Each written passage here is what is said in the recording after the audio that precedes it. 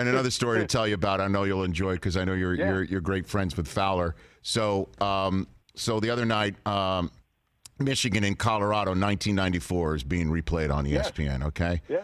And so I'm catching that, and I'm like, you know, my son, 9-year-old, comes in the room. Dad, it's Michigan football. I'm like, well, first of all, it's from 1994, and plus, this does not end well. He goes, so we're not going to watch it? I'm like, well, watch it up to a point, you know. So,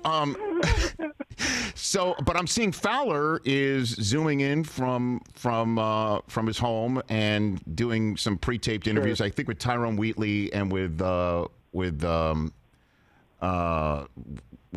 why am I blanking on his quarterback's name? My gosh, with Cordell Stewart. Yeah, Cordell Stewart, right. So anyway, so he's doing these interviews and whatever. So I text him and I'm like, you know, guess what's on ESPN right now that I'm watching? And he's like, what? And I'm like, you know, Michigan's got the ball with 5 minutes left in a 12-point lead.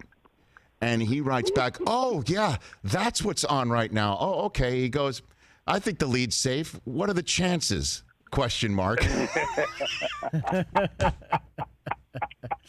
And I forgot as I hit send. I'm like, where did he go to school? You know, I totally forgot. Right. Oh, my gosh. That's the reminder of what makes a sporting event special. And we've had a lot of them. You go back and you watch the encore presentation and you still want to see it, even though you know exactly the way it ends. It's like a good movie. I want to relive it again.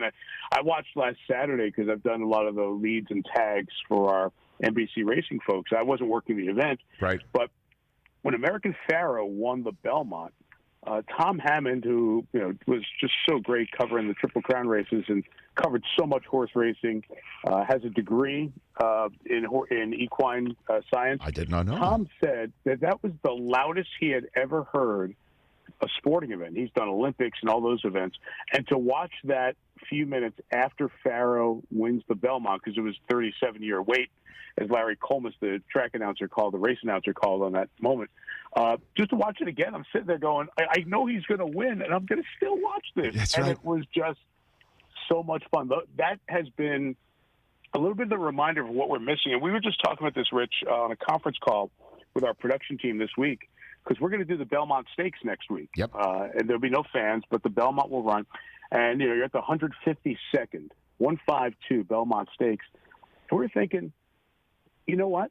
This is the first American classic sporting event that will be held arguably since the NBA All-Star Game. It's been great to have golf back, obviously, and it's great to have NASCAR back. But NASCAR hasn't run Daytona since we're back. Golf is playing its first event since the Players was shorted, never finished. We haven't had a major. Other sports that are coming back, you hear them. But the American classics, the tent poles that kind of define our sports history year after year, the last one was arguably the NBA All-Star Game. Maybe if you don't want to say that, you go to the Super Bowl before that, and we have nothing of that ilk or regard until you get to the Belmont Stakes, which is still, although out of order, a Triple Crown race. So it kind of next week, I'm getting really excited as we end the talk show to kind of get ready for getting back to what I love this job for, and that's these huge events that you talk about for years and years and years. Well, you're the best at it, man. Hey, you watched all the way to the end. Thanks for that. Watch more right here.